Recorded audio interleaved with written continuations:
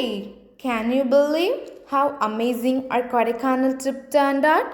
Yes, we started the journey praising and thanking God. The students enthusiastically began their exciting Kodaikanal tour with a lively celebration, cutting a cake amidst joyful cheers and camaraderie. At first, I wasn't sure I would enjoy the ride since I had nausea while climbing the hill.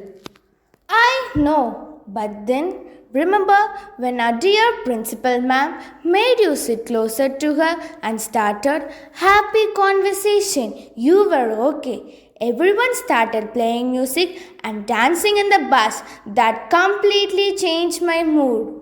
Oh, how could I forget? The way we all sang our hearts and tried those silly dance moves. It was hilarious. That energy kept us alive the entire ride. Yes, of course.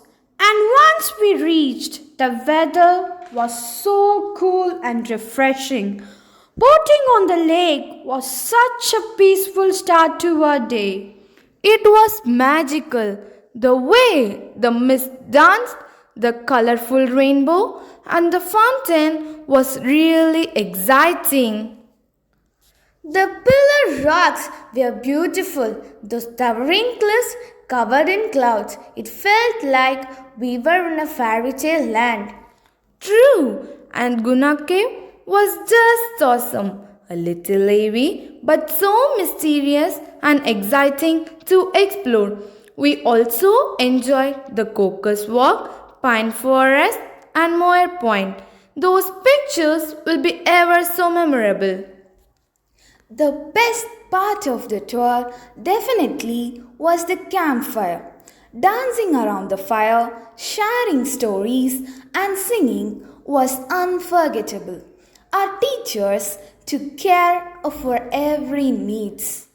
Oh, absolutely.